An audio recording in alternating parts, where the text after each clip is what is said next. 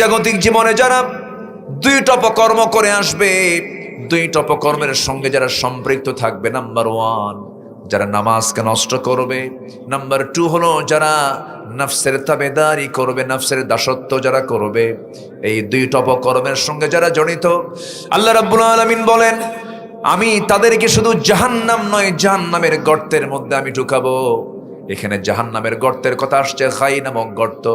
যে গাই নামক গর্তটাকে জাহান্নাম পর্যন্ত ভয় পায়, এমন ভয়ঙ্কর সেই গাই নামক গর্তটা।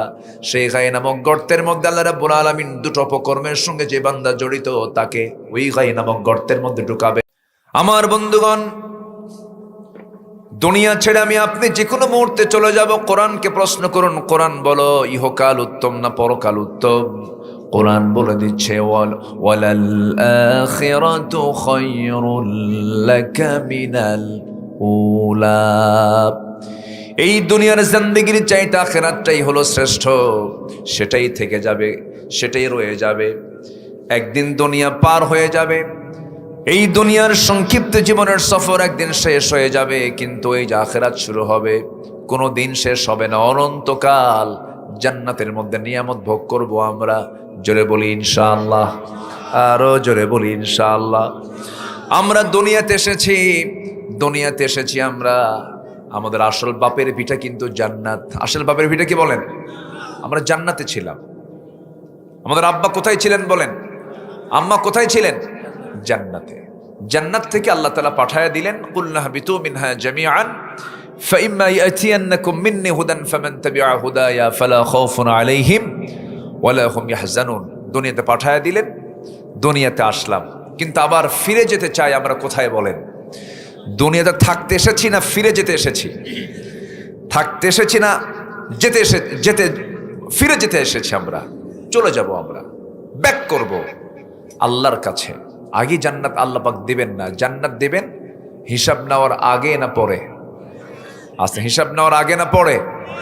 সেই হিসাব দিনের মালিক কে? মালিকি ইয়াউমিদ্দিন, বিচার দিবসের মালিক কে?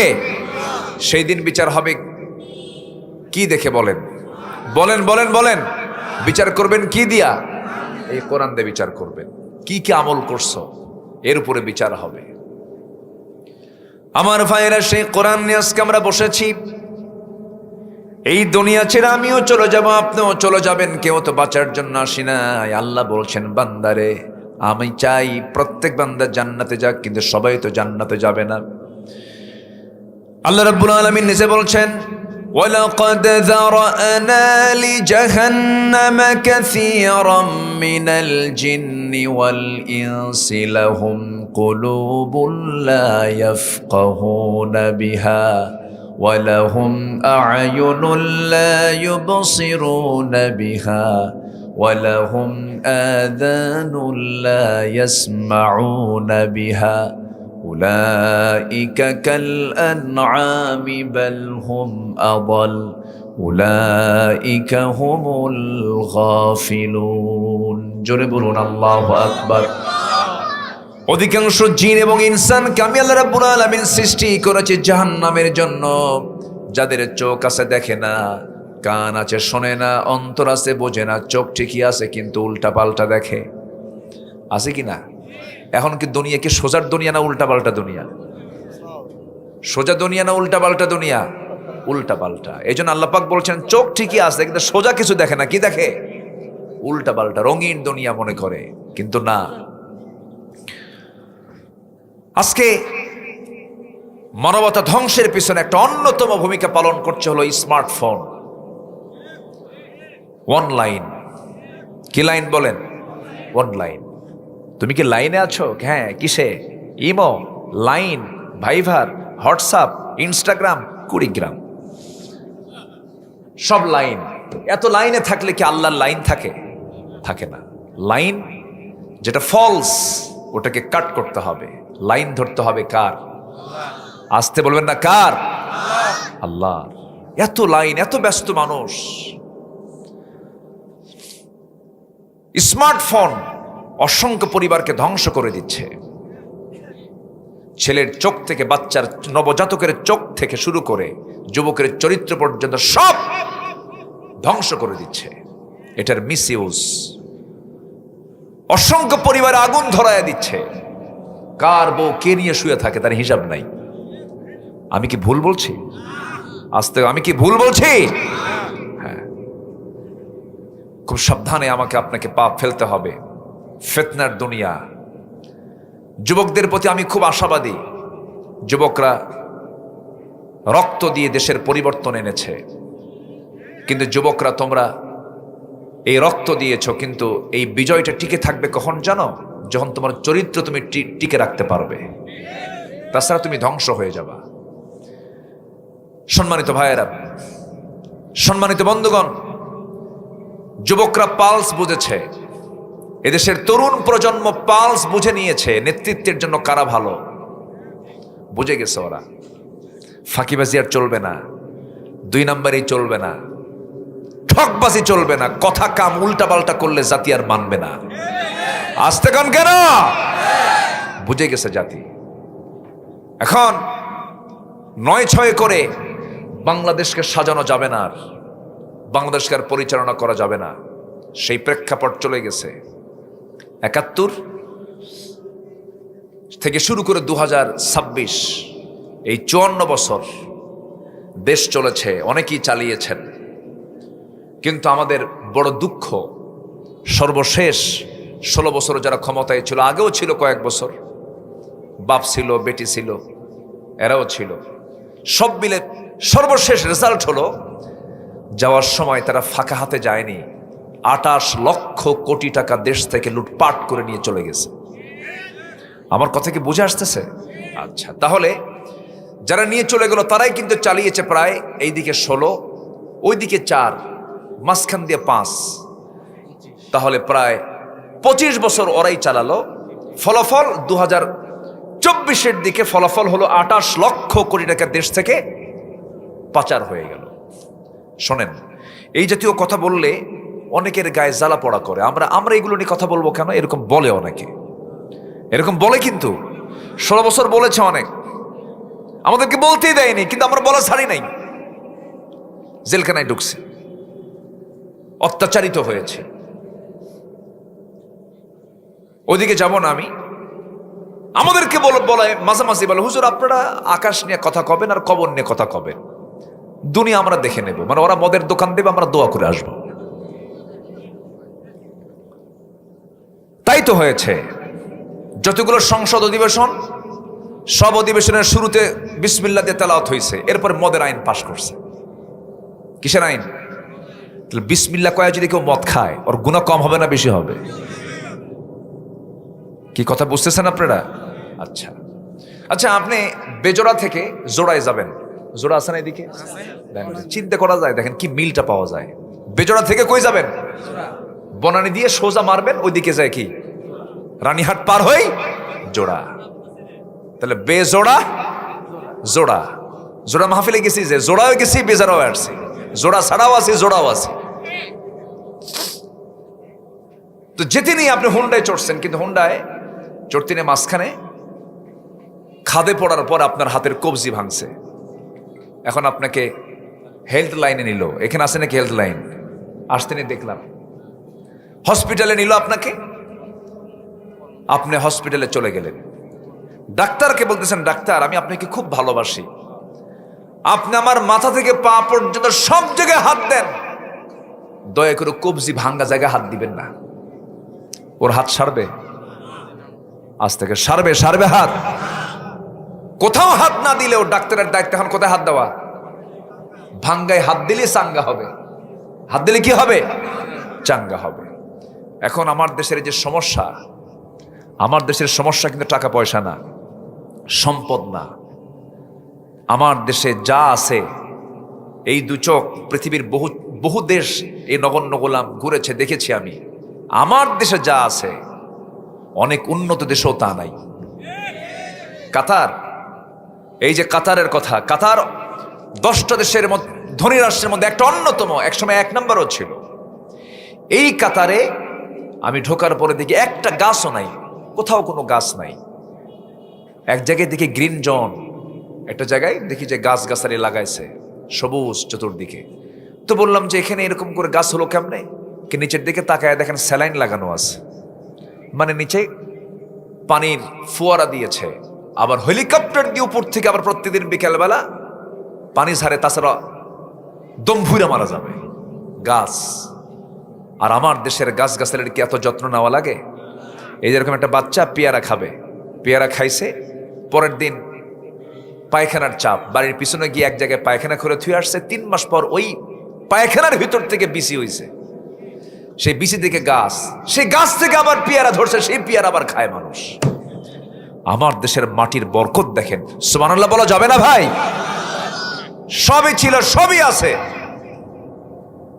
কিন্তু সমস্যা হলো আমার দেশের মানুষের মধ্যে সবচেয়ে বড় ক্রাইসিস হচ্ছে জাতির নেতৃত্ব দেবার জন্য সৎ যোগ্য মানুষের অভাব আছে না নাই? আসতে বলবেন না, আছে না নাই? আছে, আমানতদার নাই। এখানেই সমস্যা আমাদের। এই বিষয়টা আর ভুল করা যাবে না, এই বিষয়ে আমরা সতর্ক থাকার চেষ্টা করব, কারণ নেতৃত্ব যদি ঠিক না হয় বড় বেকায়দা। আপনার নামাজকে ঠিক করার জন্য আগে ইমাম কি হতে হবে বলেন? ঠিক হওয়ার দরকার আছে না নাই বলেন? ইমাম যদি সূরা ফাতিহা না বলে কুল হু দিয়ে শুরু করে নামাজ পড়বেন নাকি? ইমাম যদি নামাজ 2 রাকাতের জায়গায় যদি 3 রাকাত পরে আপনি সহ্য করবেন না, আপনি মানবেন না, সেজদা দুবার 2টার জায়গায় 3টা দিলে আপনি মানবেন না, আপনি লোকমা দিয়ে তাকে সোজা বানায় দিবেন। আমার বন্ধুগণ, সামান্য নামাজের ভিতরে যদি সূরা ফাতিহাটা যদি একটু উল্টা পাল্টা করে কেউ পড়ে, আগে কুলহু পড়লো, পরে সূরা ফাতিহা পড়লো, যেমন আপনি নামাজের মধ্যে আটকায় দিবেন, লোকমা দিবেন। জাতির নেতৃত্ব দেওয়ার জন্য আজকে আমাদের সময় এসেছে, সৎ নেতৃত্ব তৈরি হওয়া না পর্যন্ত আমাদেরও লোকমা দিতে হবে। আসতে কান কেন, ঠিক কিনা? লোকমা দিতে হবে। জাতির নেতৃত্বে আমরা তাদেরকে দেখতে চাই যারা আমানতদার হবে, যারা ওয়াদা রক্ষাকারী হবে, যারা জনগণের সম্পদকে আমানত মনে করবে। আমার কথা কি বুঝতেছেন আপনারা? সম্মানিত ভাইয়েরা, একটু কান লাগান। আমি সময় খুব বেশি পাচ্ছি না, অল্প সময় একটা মেসেজ দিয়ে আমি যেতে চাই। আমাদের মূল লক্ষ্য কিন্তু একটাই, দিন শেষে আমরা কার সন্তুষ্টি চাই বলেন তো? আসতে বলেন না, কার সন্তুষ্টি চাই? কিন্তু আমার দেশে নামাজি বেশি না ইমানদার বেশি?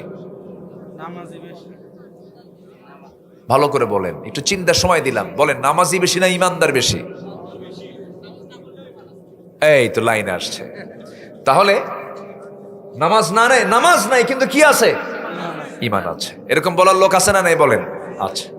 তাহলে আমার দেশে নামাজি কম, ইমানদার বেশি। তাহলে আমাদের মূল লক্ষ্য হলো জান্নাতে যাওয়া। কিন্তু জাতির মধ্যে চরিত্র কি? জাতি নামাজ পড়ে না, মাত্র 5% লোক নামাজ পড়ে। এই চিত্র হতো না যদি নামাজের সরকার যদি আমার দেশে যদি গঠন হতো। আসতে কন কেন? নামাজের সরকার যদি দেশে গঠন হতো তাহলে এই চিত্র কি চিত্রায়িত হতো না। কোরআনকে প্রশ্ন করুন, কোরআন বলে দাও জাহান্নামে যাওয়ার কারণগুলো কি কি, সবচাইতে বড় অপরাধগুলো কি, যার জন্য আল্লাহ রাব্বুল আলামিন বান্দাকে জাহান্নাম দিবেন। কোরআন বলছে ফাখালাফা মিন বা'দিহি খালফুন আদাউস সালাতা ওয়াত্তাবাউশ শাহাওয়াত ফাসাউফা ইয়ালকাউনা গায়্যা। জোরে বলুন আল্লাহু আকবার। এই জাগতিক জীবনে যারা 2টা অপকর্ম করে আসবে, 2টা অপকর্মের সঙ্গে যারা সম্পৃক্ত থাকবে, নাম্বার 1 যারা নামাজকে নষ্ট করবে, নাম্বার 2 হলো যারা নফসের তাবেদারি করবে, নফসের দাসত্ব যারা করবে। এই 2টা অপকর্মের সঙ্গে যারা জড়িত, আল্লাহ রাব্বুল আলামিন বলেন আমি তাদেরকে শুধু জাহান্নাম নয়, জাহান্নামের গর্তের মধ্যে আমি ঢুকাবো। এখানে জাহান্নামের গর্তের কথা আসছে, গাই নামক গর্ত। যে গাই নামক গর্তটাকে জাহান্নাম পর্যন্ত ভয় পায়, এমন ভয়ঙ্কর সেই গাই নামক গর্তটা। সেই গাই নামক গর্তের মধ্যে আল্লাহ রাব্বুল আলামিন 2টা অপকর্মের সঙ্গে যে বান্দা জড়িত তাকে ওই গাই নামক গর্তের মধ্যে ঢুকাবেন। নাউজুবিল্লাহ বলবেন না? তাহলে 2টা অপকর্ম এখানে ফুটে উঠলো। একটা হচ্ছে নামাজ ছেড়ে দেওয়া, আরেকটা হচ্ছে নফসের দাসত্ব করা। আমরা ইতিমধ্যে আজকের এই প্রোগ্রামের বরেণ্য প্রধান অতিথি, দক্ষিণ এশিয়ার বৃহত্তম সংগঠন, ইসলামী সংগঠন বাংলাদেশ জামাত ইসলামীর শাহজাহানপুর গাবতলী নির্বাচনী আসনের মাননীয় সংসদ সদস্য পদপ্রার্থী, আমার শ্রদ্ধাভাজন পিতৃতুল্য মুহতারামে মুকাররমী মজলুম জননেতা গোলাম রব্বানী হাফিজাহুল্লাহ, তিনি ইতিমধ্যে আমাদের মাহফিলে প্রধান অতিথি, তার চেয়ারকে তিনি অলঙ্কৃত করেছেন। বলি আলহামদুলিল্লাহ, জোরে বলি আলহামদুলিল্লাহ। সম্মানিত হাজিরিন, তাহলে সূরা মারইয়ামের এই আয়াতটা বলে দিচ্ছে যে বান্দার ভিতরে নামাজ থাকবে না, আল্লাহ তাআলার রাগ সবচেয়ে বেশি সেই বান্দার উপরে, তিনি ক্রোধান্বিত হয়ে যান। ফাসাউফা ইয়ালকাউনা গাইয়া, আমি তাকে জাহান্নামের ভিতরে ঢুকাবো না, গাই নামক গর্তের মধ্যে ঢুকাবো। ইমাম কুরতুবী রাহিমাহুল্লাহ আরো 6টা কারণ এখানে সংযুক্ত করেছেন। সম্মানিত ভাইয়েরা, এই 54 বছর জাতিকে জাহান্নাম থেকে বাঁচানোর জন্য নামাজের কোনো আইন, নামাজের কোনো বিল পার্লামেন্টে কেউ উত্থাপন করেছিল? আসতে কয় কেউ করেছিল? আচ্ছা, উত্থাপন করবি বাবা কেমনে? তারা তো নিজেরাই নামাজ পড়ে না। পার্লামেন্টে গান গাওয়ার লোক ছিল, পার্লামেন্টে খেলাধুলা করার লোক ছিল, কিন্তু একটা তেলাওয়াত করার মতো যে একটা মানুষ, সেটা 16 বছরের জাতি কখনো পায়নি। কি পেয়েছে? এক এমপি তেলাওয়াতের দায়িত্ব নিয়েছে, কারি সাহেব যায় নাই সেই দিন, আমার নিজের কানে শোনা। এক এমপিকে বলা হলো আপনি তেলাওয়াত করেন, শয়তানকে তোর সাথে তেলাওয়াত আমার ভালো আছে। তাদের ইসলামের জ্ঞান কতটুকু? আগামীকাল ঈদুল আজহার জানাজা নামাজ, এই চিত্র আর চিত্রায়িত আমরা হতে দেব না বাংলার জমিনে। গোটা পৃথিবীর দ্বিতীয় বৃহত্তম মুসলিম জনপদ বাংলাদেশ, 20 কোটি তৌহিদি জনতার এই বাংলাদেশে কেউ শাসন করেছে 9 বছর, কেউ 25 বছর, কেউ 16 বছর।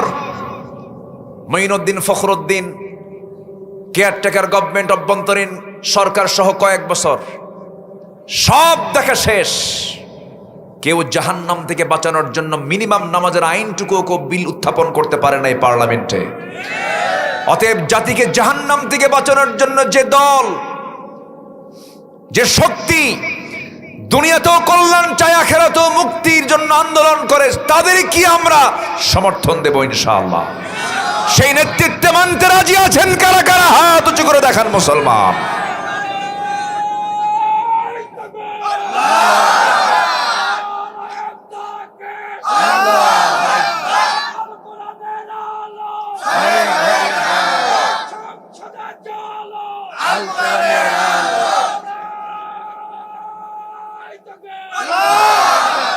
আল্লাহ কবুল করুন, জোরে বলি আমিন। আমাদেরকে কথা বলতে দেয়নি। 16 বছর ডানে বামে বসে রেখেছে কিরামুন কাতিবিন। কি বুঝতেছেন তো আমার কথাগুলো? সে মোষগুলো কি তাদের?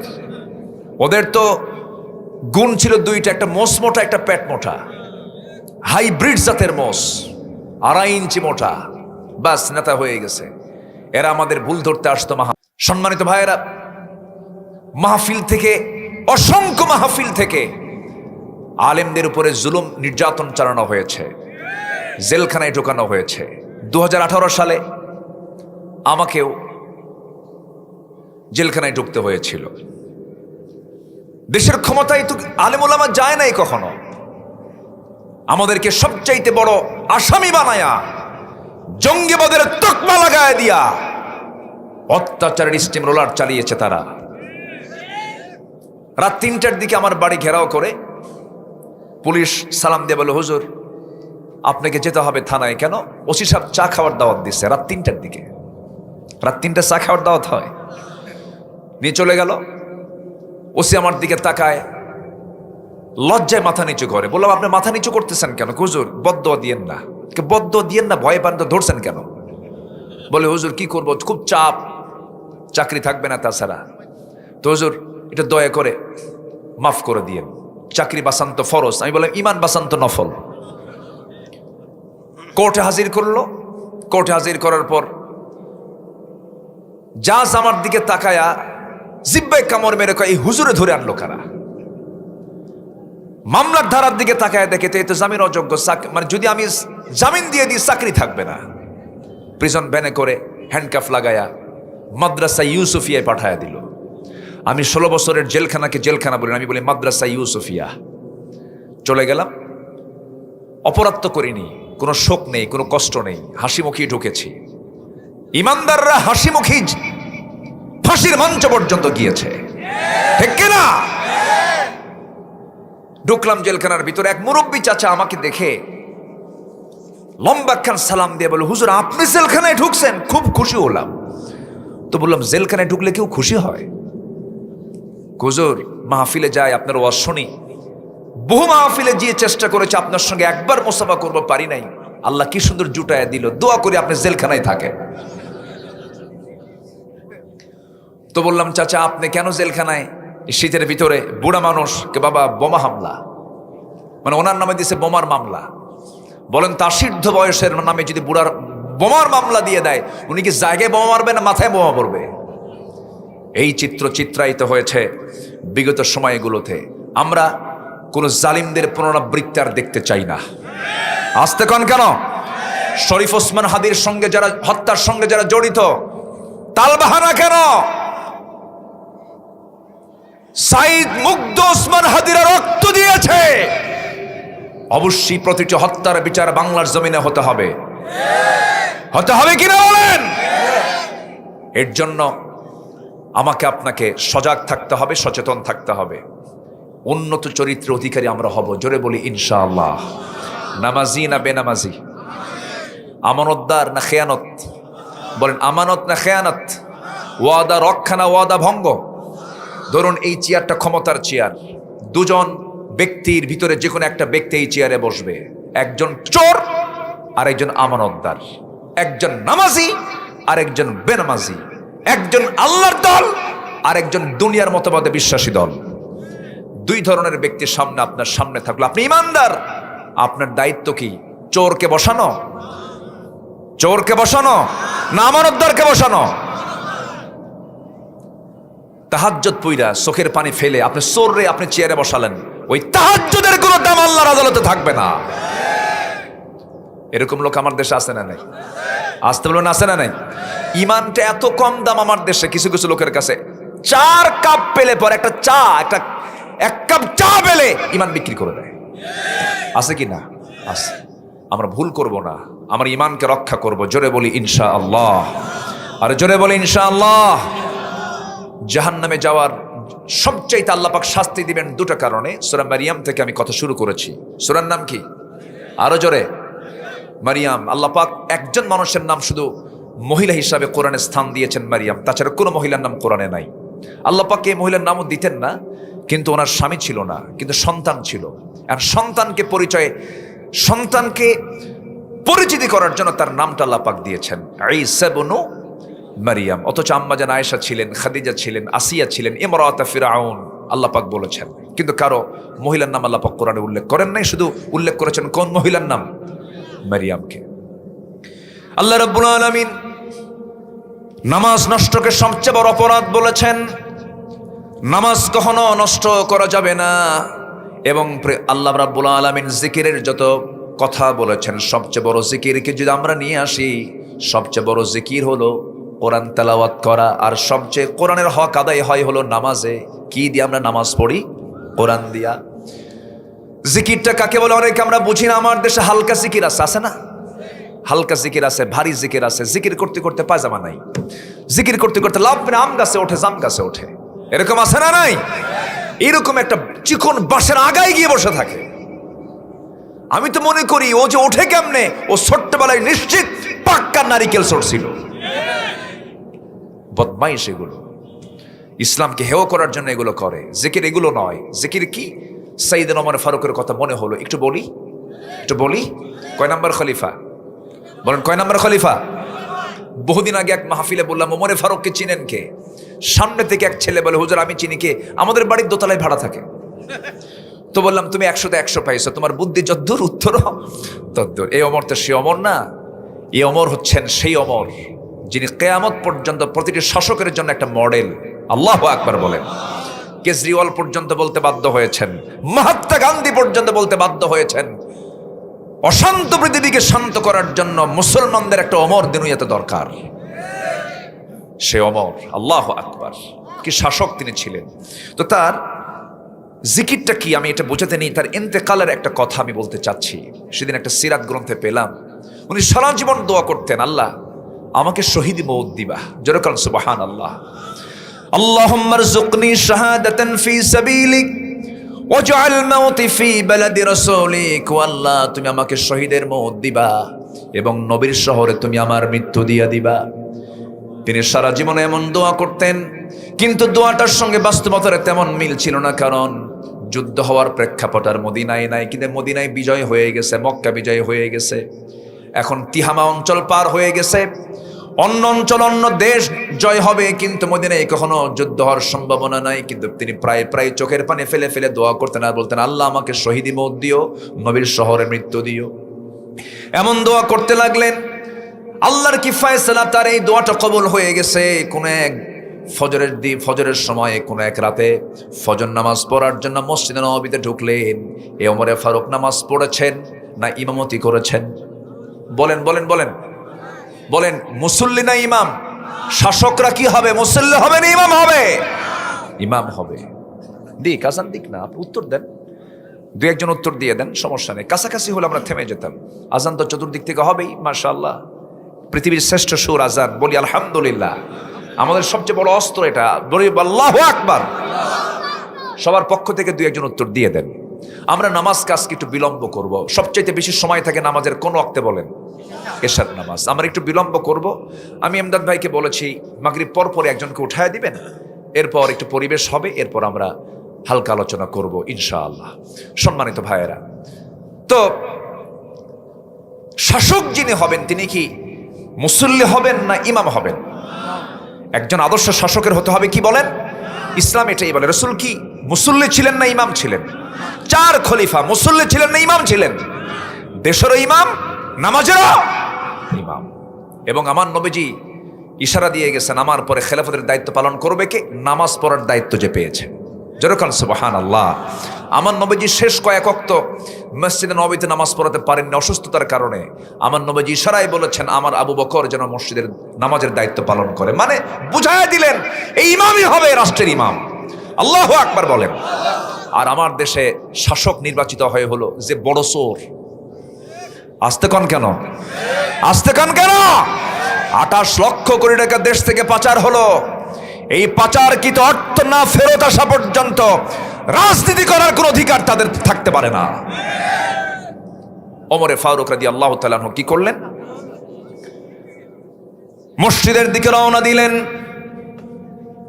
ফজর নামাজ তিনি আদায় করার জন্য মসজিদ নববীর ভিতরে ঢুকে ইমামের মুসল্লায় দাঁড়ায় গেলেন। নামাজ শুরু করবেন তিনি। প্রথম রাকাত পড়েছেন, দ্বিতীয় রাকাত নামাজ পড়তে নিয়ে রুকুতে চলে গেছেন। রুকুতে যাওয়া মাত্র এক জালিম এসে সামনের কাতার ওঁত পেতেছিল। ডান দিকে তার এসে ডান পেটের দিকে তাকে এমন জোরে একটা আঘাত করলো, চাকু মেরে দিল। ফিঙ্কি দিয়ে রক্ত পড়া শুরু হলো। ধরাশয়ী তখনও হন নাই, তিনি শক্তিশালী ছিলেন, মোকাবেলা করছেন কিন্তু পারলেন না। চাকু বের করে আবার তল পেটে 2টা আঘাত যখন করে দিয়েছে, বড়ির কিছু অংশ বের হয়ে আসছে। সাইয়েদনা ওমর ফারুক তিনি চিত হয়ে পড়ে গেলেন, রক্তে সয়লাব হলেন নামাজের ভিতরে। নামাজটা তার শেষ হয় নাই, সেন্সলেস হয়ে কয়েক ঘন্টা পড়ে থাকলেন। সেন্স যখন ফিরে আসলো, ফিরে আসার সঙ্গে সঙ্গে তিনি আব্দুল্লাহকে দেখতে পেলেন, তার ছেলে আব্দুল্লাহ ইবনে ওমর। তাকে ডাক দিয়ে বলছে, বাজান চোখে পানি কেন? কেঁদো না, আমার জন্য পানি আনো। 1 গ্লাস পানি আনা হলো। সেই পানি যখন তিনি হাতে নিলেন, বলছেন, আব্দুল্লাহ এত অল্প পানি কেন? কিসের পানি এনেছো আব্বা? আপনি পানি পান করবেন এই জন্য আমি পানি এনেছি। না, আমার তৃষ্ণা নাই, আমার তৃষ্ণা হলো ফজর নামাজটা আমার এখনো হয় নাই, হুজুর পানি আনো, আমাকে নামাজ পড়তে হবে। যেরকম সুবহানাল্লাহ। এটার নাম জিকির। এটার নাম কি বলেন? জিকির। রক্তরঞ্জিত ওমর ফারুক রাদিয়াল্লাহু তাআলা আনহু বলে ফেললেন, ও আমার আব্দুল্লাহ পানি আনো। পানি আনা হলো, ওযু বানালেন। চেষ্টা করছেন দাঁড়িয়ে নামাজ পড়ার জন্য, ভুঁড়ি বের হওয়া, গামছা দিয়ে বেঁধে ফেললেন, দাঁড়িয়ে পারলেন না, রক্ত শূন্যতায় পড়ে গেছেন। বসে পড়লেন, তাও পারলেন না। শুয়ে তিনি ইশারা করে ফজর নামাজটা আগে পড়লেন। নামাজটা শেষ হওয়ার সঙ্গে সঙ্গেই আমার নবীর এই প্রিয় সাহাবী ওমরে ফারুক বলছেন তার সন্তানকে লক্ষ্য করে, আব্দুল্লাহ কান্দো কেন? আল্লাহ আমার নেক নিয়ত মঞ্জুর করেছেন, আমি শহীদের দরজা পেয়ে যাচ্ছি। আমি সারা জীবন দোয়া করেছি আমি আজকে শহীদের মর্যাদা পেয়ে যাব, কারণ আমাকে যে আঘাত করেছে সে মুসলিম পরিবারের কোনো সন্তান নয়, সে নিজেও মুসলিম নয়। আবু লুলু মাজুসি নামক একজন অগ্নি পূজক আমাকে আঘাত করেছে, আমি নিশ্চিত শহীদ হয়ে যাব আমি। ও আব্দুল্লাহ, তুমি আর চোখের পানি ফেলো না। এবার বলছে, আব্বা হাকিম নিয়ে আসছি, ডাক্তার নিয়ে আসছি। ওমর ফারুক বলছেন, ডাক্তার দিয়ে কি করবো? আপনার চিকিৎসা করা দরকার, আপনার চিকিৎসার জন্য আমি হাকিমকে ডাক দিয়েছি, মেহেরবানি করে আব্বা চিকিৎসা গ্রহণ করুন। এবার ডাক্তারকে সামনে ডেকে নিয়ে বসায় বলেন, ডাক্তার কি চিকিৎসা করবা বলো? আমি তো আমার নাকের মধ্যে জান্নাতের ঘ্রাণ পেতেছি। দুধের পানি, দুধের একটা গ্লাস দেওয়া হলো। দুধ পুরনো গ্লাস হাতের মধ্যে নিয়ে বিসমিল্লাহ বলে সেবন করলেন। সেবন করার সঙ্গে সঙ্গে স্টমাকে দুধগুলো থাকলো না, নারী ফুটো হয়ে গেছে, সব বাইরে বের হয়ে গেল। সঙ্গে সঙ্গে ডাক্তার জিহ্বায় কামড় মেরে চোখের পানি আটকাতে না পেরে কেঁদে কেঁদে বলছে, আমরা আমিরকে হারায় ফেলতেছি আজকে। আমিরুল মুমিনিন বাঁচবেন না, দুনিয়া থেকে বিদায় নেবেন। সঙ্গে সঙ্গে ওমরে ফারুক বলছেন, ডাক্তার তুমি এমন করে চিন্তা করছো কেন? তুমি একজন মেহমানকে বিদায় দিয়ে দাও, আমি তো জান্নাতের ঘ্রাণ পাচ্ছি, তুমি কেন কান্নাকাটি করছো? ডাক্তার যখন ব্যর্থতা নিয়ে যখন ফিরে যাচ্ছে, ঘর থেকে বের হয়ে যাচ্ছে, তিনি পিছন দিকে তাকালেন, ওই ডাক্তারের পাজামার কাপড়টা গিরার নিচে পড়ে আছে। ওমরে ফারুক সেই সময় অন্তিম শয্যায় শায়িত। ওমরে ফারুক বলছেন, ডাক্তার পাজামার কাপড়টা তুলে নাও। লা ইয়ানজুরুল্লাহু ইয়াওমাল কিয়ামা, আল্লাহ রাব্বুল আলামিন কিয়ামতের দিন ওই বান্দার দিকে নজর দেবেন না যার পাজামার কাপড়টা গিরার নিচে থাকে। চিন্তা করে দেখুন, মৃত্যুর অন্তিম শয্যায় শায়িত, ওই সময়ও তিনি জিকির বলেন নাই, দাওয়াতি কাজ বলেন নাই। জোরে বলেন সুবহানাল্লাহ। সাইয়েদনা ওমরে ফারুক বলছেন, আব্দুল্লাহ 2 বছর আগে আমার বন্ধু আবু বকর সিদ্দিক রাদিয়াল্লাহু আনহু দুনিয়া থেকে বিদায় নিয়েছেন। আমি তাকে নিজ হাতে শোয়া দিয়েছি নবীর কবরের পাশে। আমার বড় শখ, আমিও আমার বন্ধুর পাশে ঘুমাতে চাই, কিন্তু জায়গা তো আমার না। আম্মা জান আয়েশা সিদ্দিকার জায়গা সে দেয় কিনা একটু শেষবারের মতো বলো, আমি খুব খুশি হতাম। চলে গেছেন তার ঘরে। ছেলে গিয়ে বলছে, আব্বা জান আমাকে এমন প্রস্তাবনা দিয়ে পাঠালেন। সঙ্গে সঙ্গে ভিতর থেকে কান্না বিজড়িত কণ্ঠে আওয়াজ বের হলো, হারে অর্ধ দুনিয়ার শাসনকর্তা ওমরের মতো মানুষ সামান্য ঠুনকো একটা জিনিস আমার কাছে আবদার করছে। ঠিক আছে, আমি আমার কবরটা ওই জায়গায় রাখলাম না, আমি আমার জায়গাটা ওমরে ফারুকরে দান করে দিলাম। এই প্রেক্ষাপট টানার মূল কারণ হলো সব ভুলে গেলে কোনো সমস্যা নাই, কিন্তু ভোলা যাবে না যাকে। তিনি আমার, চিল্লায় বলুন কে? আসতে বলুন, তিনি আমার কে? আমাকে দেখেন কে? আমাকে শোনেন কে? আমাকে জানেন কে? আমার চোখ চালান কে? আমার কান চালান কে? আমার জিহবা চালান কে? এই চোখের মধ্যে পানি আছে না নাই? চোখটা পানিতে ভাসমান রেখে দিয়েছেন কে? চোখের পানি লবণ না মিঠা? বলেন বলেন। চোখের পানি হলো লবণ। আল্লাহ রাব্বুল আলামিন কেমন করে লবণ করে চোখের পানি বের করে দিলেন? 24 ঘন্টায় 1 মিলিলিটার চোখের পানি আল্লাহ পাক বের করেন। প্রতি মিনিটে ওয়াইফারের মতো 15 থেকে 20 বার চোখের পলক ফেলার ব্যবস্থা করেন। কানের মধ্যে আল্লাহ রাব্বুল আলামিন ময়লা দিয়েছেন, সেই ময়লাগুলো কাজের ময়লা। চোখের পানিকে লবণ, কানের ময়লাকে তিক্ত করে দিয়েছেন, কারণ বান্দা যখন ঘুমিয়ে পড়বে, নিথরভাবে যখন মরার মতো শুয়ে থাকবে, যদি কানের ময়লা যদি মিষ্টি হতো, সব পিঁপড়া জমা হতো সলিমুদ্দির কানে। কিন্তু কানের ময়লাগুলো আল্লাহ রাব্বুল আলামিন তিক্ত করে দিয়েছেন। হঠাৎ করে বেলাইনে যদি কোনো পোকা, কোনো পিঁপড়া যদি ঢুকে যায়, সঙ্গে সঙ্গে তিক্ত স্বাদ পেয়ে সে আর থাকবে না, এখানে কোনো খাবার নাই, বের হয়ে যায়। সুবহানাল্লাহ বলবেন না? কানকে সিকিউর করলেন। চোখের পানিকে আল্লাহ রাব্বুল আলামিন মিঠা করলে পরে চোখে ভাইরাস জমা হতো, দূষিত হয়ে যেত, চোখের মধ্যে ইনফেকশন তৈরি হতো, চোখ নষ্ট হয়ে যেত। আল্লাহ রাব্বুল আলামিন এই জন্য চোখের পানিকে আল্লাহ রাব্বুল আলামিন লবণ করেছেন, যেন কোনো বিষাক্ত কোনো জীবাণু যেন চোখে অ্যাটাক না করে। সুবহানাল্লাহ বলবেন না? চোখ শুধু বানান নাই, চোখকে সিকিউর করেছেন। কানকে বানান নাই, কানকে সিকিউর করেছেন। আবার জিহ্বার দিকে আসেন, চোখের পানি লবণ, কানের ময়লা হলো তিক্ত।